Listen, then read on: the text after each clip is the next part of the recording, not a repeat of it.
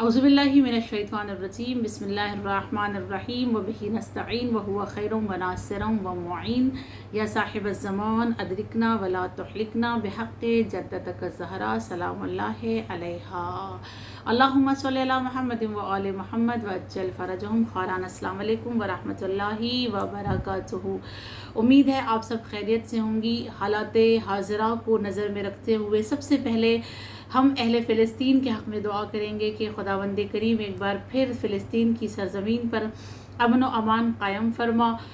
दुनिया भर की जो ज़ालिम हुकूमतें हैं, अगर वो हिदायत के काबिल नहीं है, माबूद उन ज़ालिमों को नीस तो नाबूद फरमा। ज़ुहूर इमाम ज़मान में ताजील फरमा और हमें उनके ख़ादिमों में शुमार फरमा।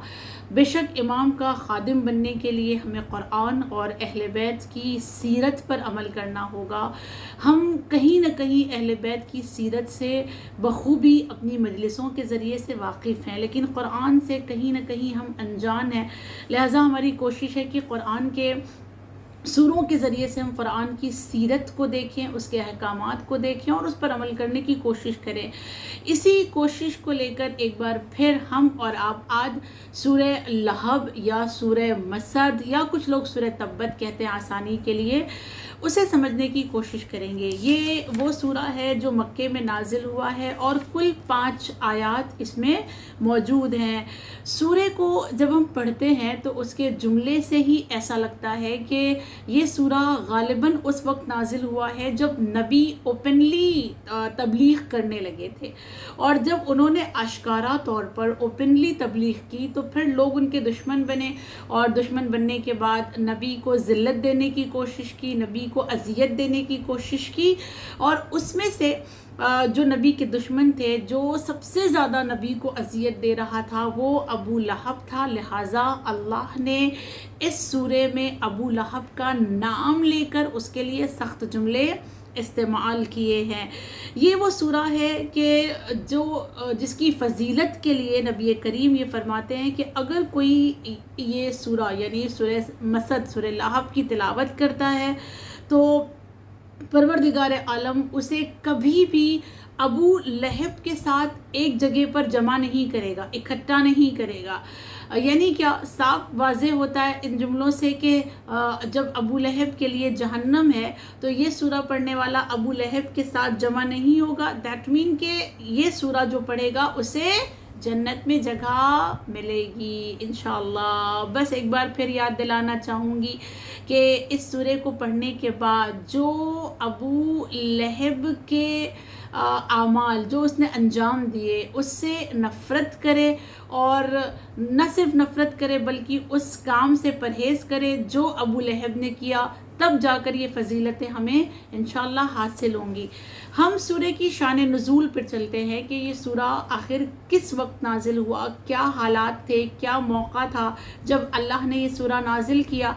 शान नुज़ूल के एतबार से इब्ने अब्बास की रवायत है। इब्ने अब्बास ने कहा कि जिस वक्त अल्लाह ने व अनज़िर अशीरतकल अक़रबीन की आयत को नाजिल किया, यानी जिस वक्त नबी को अपने रिश्तेदारों को दावत देने की एक दावत देने का एक हुक्म आया, यानी वो दावत ज़ुलशीरा, और फिर उसके बाद नबी ने अपने करीबी रिश्तेदारों को बुलाया और बुलाकर उन्होंने दावत भी दी ताकि उनको डरा सके अल्लाह के अज़ाब से और उन्हें अल्लाह के करीब बुलाया जा सके। तो इनको बुलाने के लिए जो नबी ने तरीक़ा अख्तियार किया था वो ये था कि नबी करीम कोहे सफ़ा पे गए, और कोहे सफ़ा पर जाने के बाद नबी ने पुकार कर कहा या सबाहा हो। ये या सबाहा हो इन ब्रैकेट आपके खिदमत में बता दूं कि ये उस वक्त जुमला अरब वाले कहा करते थे पुकार कर पहाड़ पे जाकर, जब अरब के लोग किसी भी कबीले के लोग गफलत में हो और उन्हें ख़बर ना हो और उनकी बेखबरी में कोई लश्कर आकर उन पर حملہ کر دے تو انہیں خبر دینے کے لیے کہ تم بے خبر سو رہے ہو اور تم پر دشمن نے حملہ کر دیا ہے، اس موقع پر یہ جملہ کہا جاتا تھا یا صباحا ہو۔ نبی نے بھی کوہ صفا پر جا کر یا صباحا ہو کہا۔ جب لوگوں نے یہ آواز سنی مکے کی سرزمین پر، لوگ نبی کی فریاد پر نبی کے پاس آ کر جمع ہو گئے، اور جب عرب کے تمام قبیلے نبی کی خدمت میں آ کر جمع ہوئے تو نبی نے ان سے ایک سوال پوچھا، اور نبی کا سوال یہ تھا کہ تم مجھے یہ بتاؤ کہ اگر میں تم لوگوں سے کہوں کہ اس پہاڑ کے پیچھے بہت سارے دشمن چھپے ہوئے ہیں جو ہم پر حملہ کرنا چاہتے ہیں، تو کیا تم میری اس بات کو مان لو گے؟ سارے لوگوں کا جواب تھا کہ یا نبی اللہ، ہم نے آپ سے کبھی بھی جھوٹ نہیں سنا ہے، یعنی ہم یقین کر لیں گے، آپ کی باتوں کو ہم نہیں جھٹلا سکتے ہیں۔ جب لوگوں نے یہ جملہ کہا کہ نہیں، آپ کی بات کو ہم نہیں جھٹلا سکتے، آپ سچ کہتے ہیں، تو یہ وہ موقع تھا کہ جب نبی کریم نے فرمایا کہ پھر جان لو کہ میں تمہیں یہ بتا رہا ہوں کہ میں اللہ کی جانب سے بشیر اور نذیر بنا کر بھیجا گیا ہوں، میں تمہیں اللہ کے عذاب سے ڈراتا ہوں، توحید کی طرف دعوت دیتا ہوں، اور تم سے یہ کہتا ہوں کہ تم بت پرستی کو چھوڑ کر توحید کی طرف آ جاؤ اور خدائے یگانہ کی عبادت کرو۔ جب یہ نبی کی دعوت کے یہ جملے ابو لہب نے سنے تو ابو لہب بہت سی غصے میں آ کر نبی کریم کے لیے کہتا ہے کہ تو ہلاک ہو جائے، ٹھیک ہے، اور تیرے ہاتھ ٹوٹ جائے۔ یہ نبی کے لیے اس نے جملہ کہا کہ تو ہلاک ہو جائے۔ جب یہ جملہ نبی کے لیے ابو لہب نے کہا نا کہ بس اس کے لیے تو نے یہ بتانے کے لیے ہمیں بلایا ہے، کتنے سخت جملے ہیں نبی کے لیے، خدا را عجیب لگتا ہے نا زبان سے بیان کرتے ہوئے کہ اس طرح سے نبی کی وہ تحقیر کر رہا ہے، نبی کو ذلیل و رسوا کرنے کی کوشش کر رہا ہے کہ بس اس لیے آپ نے ہمیں یہاں پہ بلایا ہے، یہ بتانے کے لیے کہ آپ اللہ کی جانب سے بشیر ہیں، نذیر ہیں، تم ہلاک ہو جاؤ۔ جب ابو لہب نے یہ جملہ کہا تو پھر اللہ نے اس سورہ کو نازل کیا، اور نازل کر کے کہا تبت یدا ابی لہب، ابو لہب تیرے ہاتھ ٹوٹ جائیں اور تو ہلاک ہو جا، کہ تو ہلاک ہونے والا ہے۔ ٹھیک یہ وہ موقع تھا جب یہ سورہ نازل ہوا۔ کہتے ہیں کہ جب یہ سورہ نازل ہوا اور ابو لہب کی جو وائف تھی ام جمیل اس کا نام تھا، تو اس نے جب یہ خبر سنی کہ ایک سورہ نبی کی جانب سے میرے شوہر کے لیے پڑھا گیا ہے، میرے شوہر کے لیے نازل ہو گیا ہے، تو وہ ایک پتھر اپنے ہاتھ میں لیتی ہے اور پتھر ہاتھ میں لے کر نبی کی جانب جانے لگتی ہے، اور جاتے جاتے یہ کہتی جاتی ہے کہ جہاں کہیں بھی مجھے محمد مل جائیں گے، میں یہ پتھر محمد کے چہرے پر، ان کے منہ پر ماروں گی۔ یعنی وہ اس طرح سے وہ بھی غصے میں آ گئی تھی، اور غصے میں آنے کے بعد اس نے یہ جملے کہنے شروع کیے تھے۔ یہ شان نزول ہے سورہ کی۔ اب ہم سورہ کو دیکھیں گے۔ پہلی آیت اللہ نے جو یہ کہا کہ بسم اللہ الرحمن الرحیم، تبت یدا ابی لہب و تب، ابو لہب کے دونوں ہاتھ کٹ جائیں اور وہ ہلاک ہو جائے۔ دیکھیں سب سے پہلے لفظ کا معنی اگر ہم دیکھیں تو تب کا معنی ہوتا ہے خسارہ، یعنی ایسا خسارہ جو کبھی ختم نہ ہونے والا، دائمی خسارہ جسے کہتے ہیں، کبھی بھی ختم نہ ہونے والا خسارہ، یا کبھی کہتے ہیں کٹنے کو کہتے ہیں، قطع ہونے کو کہتے ہیں، کٹنے کو بھی تبت کہا جاتا ہے، تب کہا جاتا ہے۔ خوب، تو یہاں پر ابو لہب کے لیے کس موقع پر کہا گیا کہ اس کے ہاتھ کٹ جائیں اور وہ ہلاک ہو جائے، یہ ہم نے آپ کو بتا دیا۔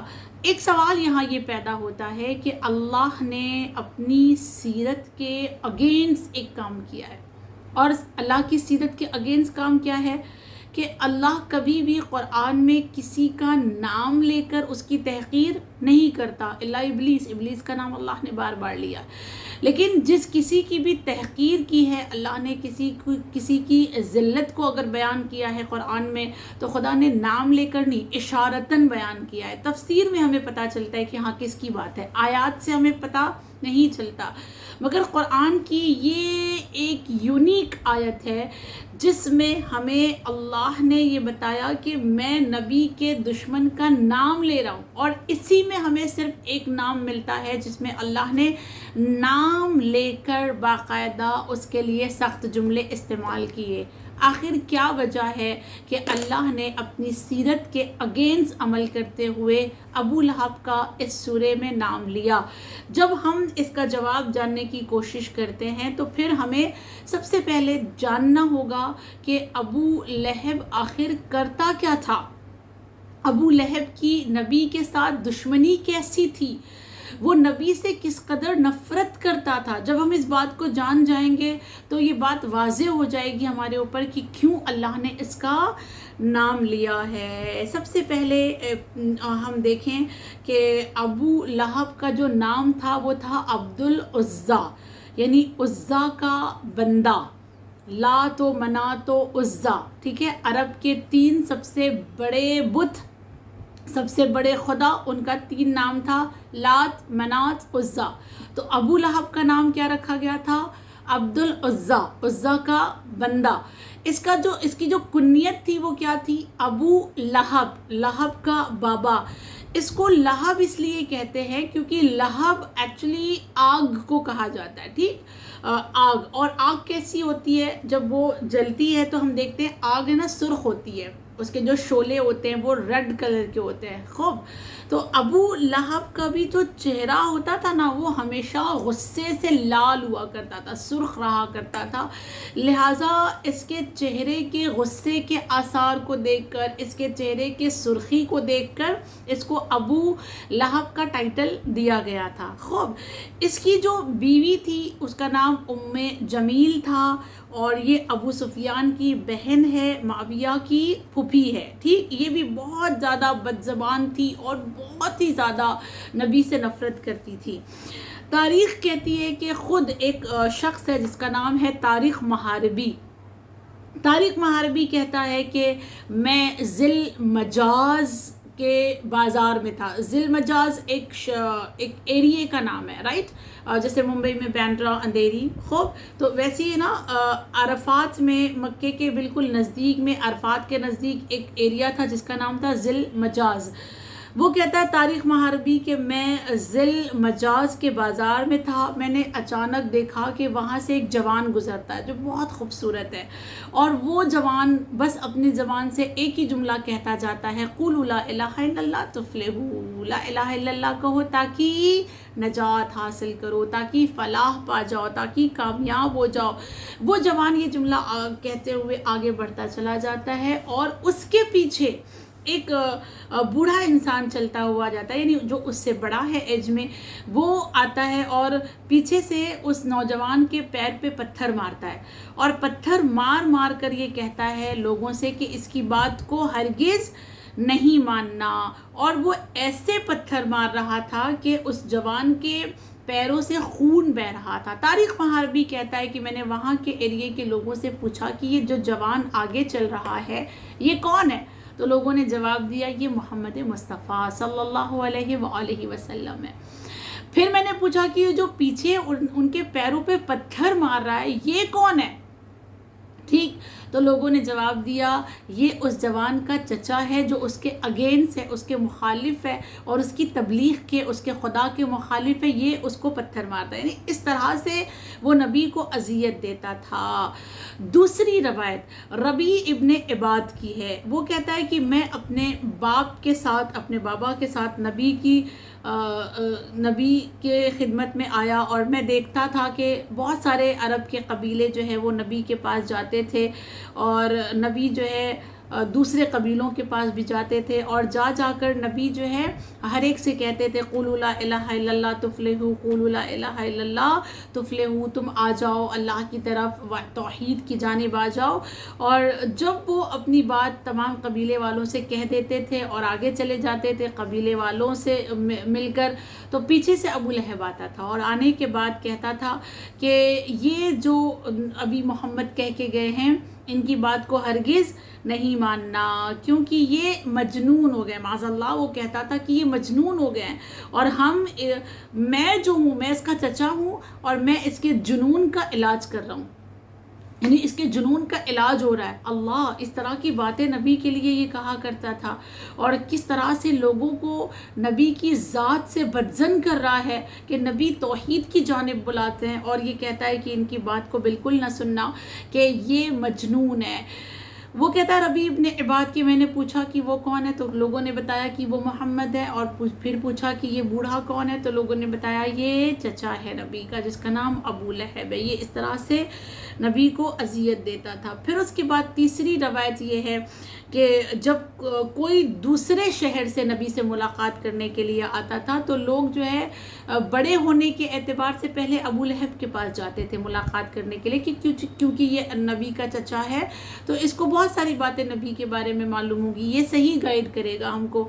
لیکن جب لوگ اس کے پاس جاتے تھے تو وہ وہیں سے نبی کے پاس جانے سے لوگوں کو روک لیا کرتا تھا، اور یہ کہتا تھا کہ وہاں پر مت جانا کیونکہ وہ مجنون ہے، کیونکہ وہ تو ساحر ہے، وہ تو جادوگر ہے، اور اس طرح کی باتیں کر کے وہ لوگوں کو وہاں سے ریٹرن کر دیا کرتا تھا، اور پھر بار بار نبی کے لیے کہا کرتا تھا کہ وہ ایسا مجنون ہے کہ بس وہ ہلاک ہو جائے، بس وہ ہلاک ہو جائے۔ لوگوں کے سامنے بھی یہ جملے وہ کہتا تھا کہ بس وہ ہلاک ہو جائے۔ ان روایات سے یہ پتہ چلتا ہے کہ اس کے دل میں نبی کی کتنی دشمنی تھی، اور وہ نبی سے کس قدر نفرت کرتا تھا، وہ کس قدر نبی کی ذات کو مٹا دینا چاہتا تھا، نبی کی تبلیغ کو، نبی کی دعوت کو وہ کس طرح سے ختم کر دینا چاہتا تھا۔ لہٰذا چونکہ وہ نبی کا اس طرح سے اوپن دشمن تھا، چھپا ہوا دشمن نہیں ہے، یہ منافق نہیں ہے، ٹھیک، منافقوں کا نام اللہ نے قرآن میں نہیں لیا ہے، دبے لفظوں میں بات کی ہے، لیکن چونکہ یہ منافق نہیں ہے، یہ اوپن دشمن ہے، لہٰذا اللہ نے اس کا نام لیا، اور نام لے کر اللہ نے یہ کہا کہ تجھے جو ہے تیرے دونوں ہاتھ کٹ جائیں، شل ہو جائیں، اور تو جو ہے ہلاک ہو جائے۔ خوب یہ اس طرح کی باتیں نبی کے لیے کرتا تھا، لہٰذا اللہ نے بھی اس کا نام لیا۔ اس کے بعد جب ہم دوسری آیت پہ آتے ہیں تو دوسری آیت ہمیں اس طرح سے ملتی ہے، ما اغنا عنہ مالہ وما کسب، اس کے مال اور دولت نے جو کچھ اس نے کمایا ہے اسے ہرگز کوئی فائدہ نہیں دیا۔ اس آیت سے یہ معلوم ہوتا ہے کہ ابو لہب مالدار تھا۔ خوب، جب اللہ یہ کہہ رہا ہے کہ اس کے مال اور دولت نے جو اس نے کمایا تھا اس سے اس کو کوئی فائدہ نہیں ہوا، دیٹ مین وہ مالدار تھا، اس کے پاس بہت زیادہ پیسے تھے، اور وہ اپنے پیسے پہ اتراتا تھا، اپنی دولت پر اتراتا تھا، اسے بہت اپنی دولت پر یقین تھا۔ لہٰذا اللہ نے کہا تم کتنے بھی مالدار ہو جاؤ، تم کتنے بھی دولت مند ہو جاؤ، اگر تمہارا ایمان اور تمہارا یقین توحید و نبوت و رسالت پر نہیں ہے، اور تم نبوت کے دشمن ہو، تم رسالت کے دشمن ہو، تم توحید کے دشمن ہو، تو تمہارا مال بھی تمہارے کام نہیں آئے گا، اور تمہارا مال کام نہیں آئے گا۔ اس کے ساتھ ساتھ اور کیا ہوگا؟ سَيَصْلَىٰ نَارًا ذَاتَ لَهَبٍ، تیسری آیت، وہ جلدی ہی اس آگ میں داخل ہو جائے گا جس کے شعلے بھڑک رہے ہیں۔ نہ صرف یہ کہ تمہارا مال کام نہیں آئے گا، بلکہ تمہیں بھڑکتے ہوئے شعلوں میں ڈال دیا جائے گا۔ اگر تم نے توحید سے دشمنی مول لی، اگر تم نے نبوت اور رسالت سے دشمنی مول لی، ان کو ذلیل و رسوا کیا، تو پھر تمہارا کوئی مال، تمہاری کوئی دولت، دیکھیے قرآن میں بہت سارے مقامات پر، سورہ شعراء دا پوئٹس میں بھی اللہ نے کہا یوم لا ینفع مال ولا بنون، وہ قیامت کا دن ایسا ہوگا کہ جس دن نہ مال کام آئے گا ولا بنون، نہ اولاد کام آئیں گے، کوئی چیز کام آنے والی نہیں ہے۔ لہٰذا ابو لہب کو بھی اس کا مال اور اس کی دولت کوئی فائدہ نہیں پہنچا سکے، ٹھیک۔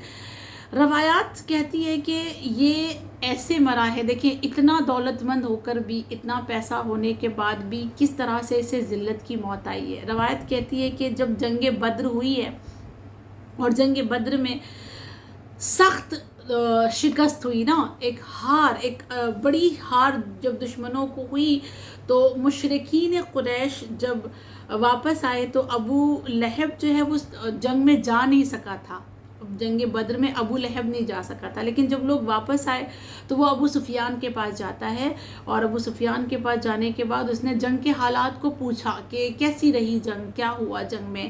تو ابو سفیان نے جو ہے وہ جنگ کے حالات کو اس طرح سے بیان کیا کہ میں دیکھ رہا تھا جنگ بدر کے میدان میں کہ زمین اور آسمان کے درمیان ایسے سوار نظر آتے ہیں کہ جن کو میں نے کبھی نہیں دیکھا. وہ سارے کے سارے محمد کے مددگار بن کر آئے تھے، یعنی زمین بھی پوری مددگاروں سے بھری ہوئی تھی، آسمان بھی مددگاروں سے بھرا ہوا تھا، اور سب کے سب سوار تھے، یعنی ان کے پاس سواری موجود تھی.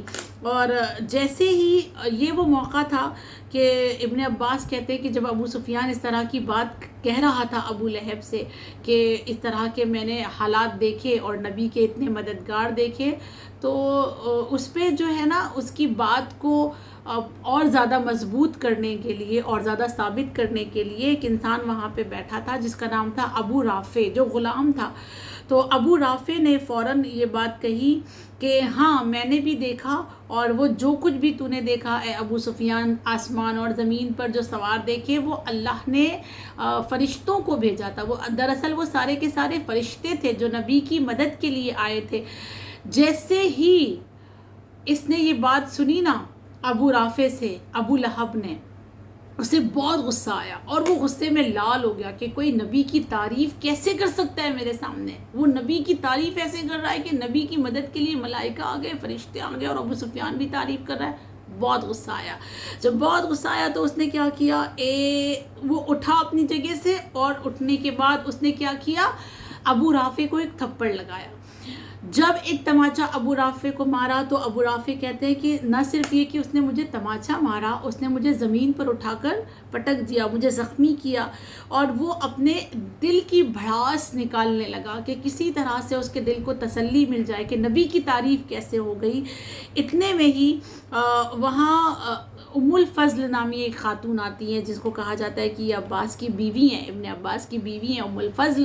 اور انہوں نے جب ابو لہب کو یہ دیکھا کہ یہ اس طرح کی حرکتیں کر رہا ہے، ایک غلام کو مار رہا ہے، تو وہ ایک چھڑی اٹھاتی ہیں اور چھڑی اٹھا کر آتی ہیں، ابو لہب کے سر پہ مارتی ہیں. جب وہ ابو لہب کے سر پہ چھڑی پڑی تو اس کے سر کو سے خون بہنے لگا، اس کا سر پھٹ گیا. 7 days کے اندر ابو لہب کے بدن میں ایک بدبو پیدا ہوئی، اور اس بدبو کی وجہ سے پھر اس کے بدن میں چکن پاکس جیسے نا ایک دانے دانے جس کو کہہ سکتے ہیں وہ آئے، اور اس طرح سے وہ بہت ہی سخت بیماری اور سخت بدبو کے ساتھ دنیا سے گیا. روایات یہ کہتی ہے کہ ایسی بدبو تھی اس کے بدن میں کہ مرنے کے بعد بھی اس کے لاشے کو اٹھانے کے لیے لوگ بہت ہی اذیت کے ساتھ اٹھا رہے تھے، اور اس کو اٹھا کے دور پھینکا.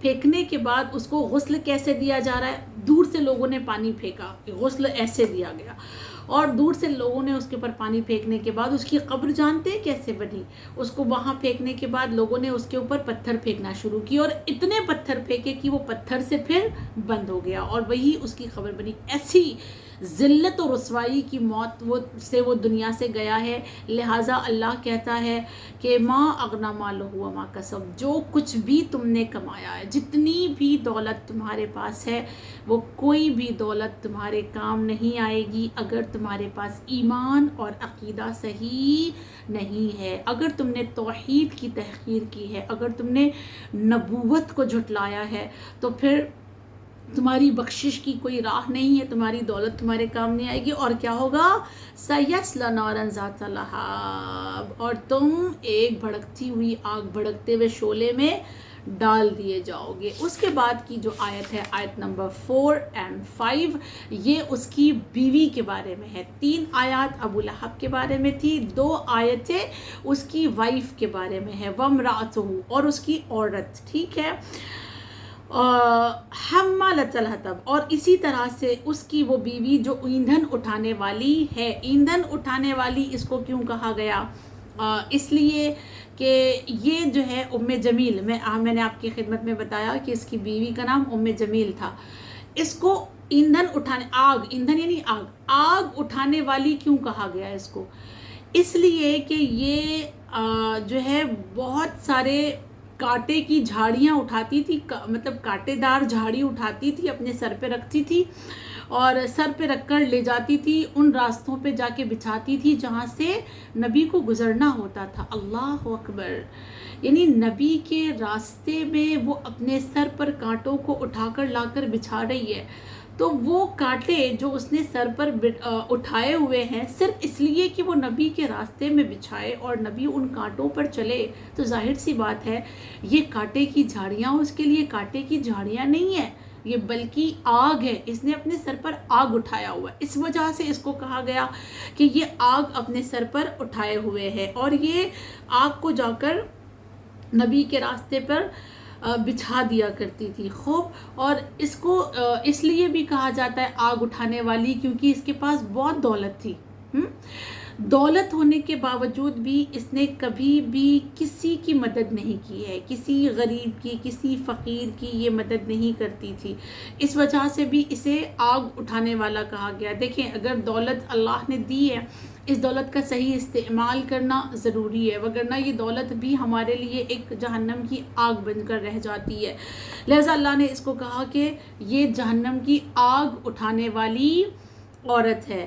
اس کے بعد اللہ جو آخری آیت میں کہہ رہا ہے فی جیدہا حبل من مسد، اور اس کی گردن میں خرما کی چھال کی رسی ہوگی، اور یہ قیامت کی بات چل رہی ہے کہ جب یہ اٹھائی جائے گی تو چونکہ اس نے نبی کو اتنی اذیت دی تھی، لہٰذا اس کی گردن، جید کہتے ہیں گردن کو، فی جیدہا حبل من مسد، حبل کہتے ہیں رسی کو، مسد کہتے ہیں جو کھجور کی چھال آپ نے دیکھی ہے، کھجور کی جو چھال ہوتی ہے وہ کتنی یعنی دھار والی ہوتی ہے نا، اس کے اندر دھار ہوتی ہے، اس کو آپ زور سے اگر پکڑ کے کھینچیں گے نا تو ہاتھ کٹ جاتا ہے۔ تو کھجور کی چھال سے بنی ہوئی رسی کیا ہوگی، اس کے جید یعنی گلے میں ہوگی۔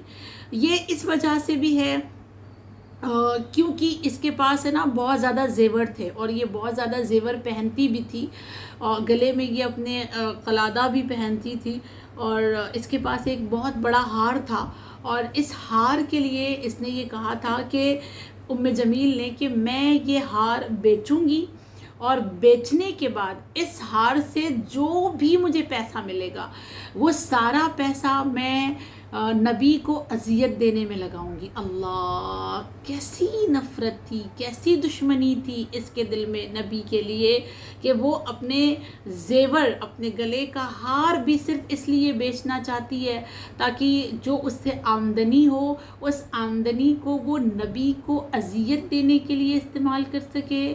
لہٰذا اللہ نے کہا کہ تم اپنے ہار سے نبی کو اذیت دے رہی ہو، لہٰذا اب جب تم آؤ گی، تم کو جب اوپر بلایا جائے گا تو پھر یہی تمہارا گلا ہوگا جس میں تم نے ہار پہنا تھا اور اس ہار کو نبی کی اذیت کے لیے استعمال کیا تھا۔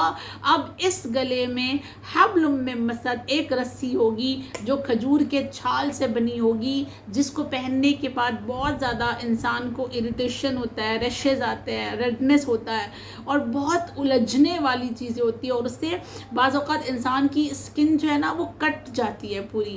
تو اللہ کہتا ہے تمہیں یہ ہار پہنایا جائے گا، کیوں؟ اس لیے کہ تم نے نبی کو اذیت دی ہے، اور نبی کو اذیت دینے کے لیے تم نے اپنی دولت کو خرچ کیا ہے۔ دیکھیں دنیا کیسی تھی، اور آج بھی دنیا ویسی ہی ہے۔ کل بھی نبی کے نام کو مٹانے کے لیے دولت خرچ کی جا رہی تھی، اور آج بھی ذات نبی کے نام کو مٹانے کے لیے، قرآن کو ختم کرنے کے لیے زمانہ دولت کو خرچ کر رہا ہے، پیسے کو خرچ کر رہا ہے۔ ہماری ذمہ داری، ہماری رسپانسبلٹی کیا ہے کہ اگر دنیا نام محمد کو مٹانے کے لیے اپنی دولت کو خرچ کر رہی ہے، ہم نام محمد کو جلانے کے لیے اپنی دولت کو خرچ کریں، اپنا ایفرٹ ڈالیں۔ دولت نہیں ہے زبان کا استعمال کریں، اپنے قلم کا استعمال کریں، اپنے سوشل میڈیا کے پیج کا استعمال کریں، اور جس طرح سے بھی اسلام کی حمایت کی جا سکتی ہے، اسلام کی مدد کی جا سکتی ہے، نبی کے نام کو زندہ رکھا جا سکتا ہے، قرآن کی عظمت کو دنیا تک پہنچایا جا سکتا ہے، ہم پہنچائیں، یہ ہماری ذمہ داری ہے۔ یہاں پہ سورہ ختم ہوتا ہے اور ایک بہت بڑا پیغام، ایک بہت بڑا میسج جو اس سورہ میں چھپا ہوا ہے وہ یہ کہ اللہ کبھی بھی کسی کو بھی حسب و نسب کی بنیاد پر جنت میں نہیں ڈالے گا۔ ہاں سبحان اللہ، یہ اللہ کی عدالت ہے۔ اگر کسی کو رشتے کی بنیاد پر، حسب و نسب کی بنیاد پر جنت و جہنم دینا ہوتا تو کبھی ابو لہب اور ابو جہل جیسے لوگوں کی تحقیر نہیں کی جاتی، کبھی اللہ ابو لہب کو قرآن میں اس طرح سے سخت جملوں کے ساتھ یاد نہ کرتا۔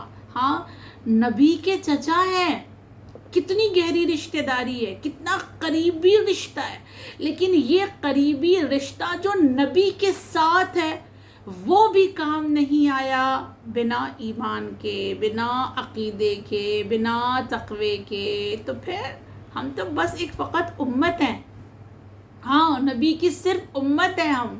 وہ نبی کے چچا تھے، اتنے قریب تھے، لیکن چونکہ ایمان نہیں ہے، چونکہ عقیدہ صحیح نہیں ہے، چونکہ ان کے اعمال صحیح نہیں ہے اور توحید ان کی کلیئر نہیں ہے، لہٰذا کیا ہوا نتیجہ؟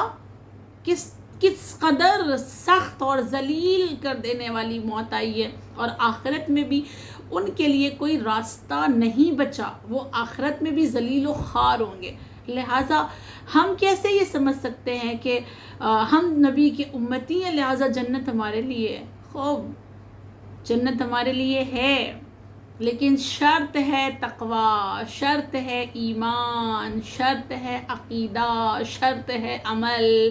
اگر ایمان و عقیدہ و عمل صحیح نہیں ہے تو کوئی رشتہ داری، کوئی نسبت، کوئی ہماری اور آپ کے تعلقات ہمیں بچانے والے نہیں ہوں گے۔ یہ اللہ کا صریحی طور پر ایک پیغام اس سورہ میں چھپا ہوا ہے۔ مگر جب کوئی ایمان والا ہو جائے، جب کوئی ایمان کی منزلوں کو پار کرتا چلا جائے تو وہ نبی کے خاندان میں سے نہ ہو کر بھی سلمان منا اہل البیت بن جاتا ہے۔ سبحان اللہ، نبی کے خاندان سے نہیں تھے، حسب و نسب کچھ بھی نہیں تھا، ایمان بھی نہیں تھا، لیکن جب ایمان آ گیا، ہاں جب ایمان کی دولت کو حاصل کر لیا، جب اعمال کو درست کر لیا، جب عقیدہ اور یقین کی منزل پر فائز ہو گئے تو پھر نبی نے کیا کہا؟ سلمان منا اہل البیت، سلمان میرے اہل بیت میں سے ہیں۔ وہ چچا ہو کر بھی اہل بیت سے خارج ہو گئے، یہ دوسری کنٹری کے عجم کے ہو کر، عرب کے بھی نہیں تھے، عجم کے ہو کر بھی منا اہل البیت کے مصداق بن گئے، جو ہمیں یہ بتاتے ہیں کہ اللہ کے ہاں تقوی اور ایمان کے علاوہ کسی کی کوئی بھی سفارش نہیں چلتی۔ خدا کی بارگاہ میں دعا کرتی ہوں پروردگار عالم ہمیں قرآن کو سمجھ کر اس پر عمل کرنے کی توفیق عنایت فرما۔